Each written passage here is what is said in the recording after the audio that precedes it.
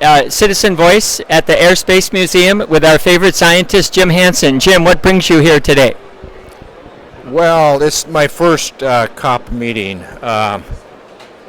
because I'm afraid that this is more or less a repetition of prior COP meetings where they don't really talk about solutions.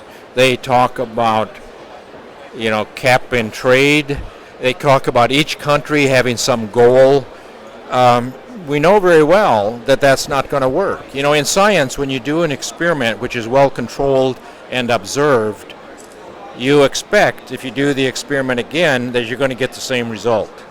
And we've done this experiment in which you just ask each country to reduce emissions and have some targets. It doesn't work. As long as the fossil fuels are the cheapest energy, somebody's going to keep burning them. So even if you cap emissions someplace, some countries, or some industry, as long as the fossil fuel is cheap, all you're doing is reducing the demand for the fuel, makes it even cheaper, somebody will burn it. So we have to make the price of fossil fuels honest. They have to include their cost to society. That means we've got to add a rising fee to carbon. And the only way the public will let that happen is if the money goes to the public, not to politicians, not to make the government bigger. So we know how to solve this, and it's simple. And yet what I've heard so far from Christiana Figueres is, carbon fee or carbon tax, that's too complicated. We can't do that. Well, it's the simplest thing you could do to solve the problem. And it's like the law of gravity. It's absolutely essential that the price of fossil fuels be honest and include their cost to society. We know how to do that.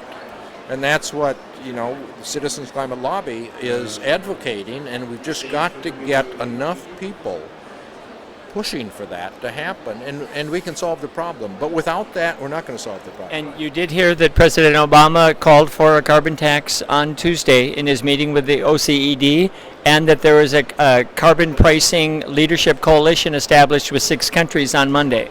Well, okay, I don't know about the details of that, but you have to be very careful. When they say carbon price, that can mean anything.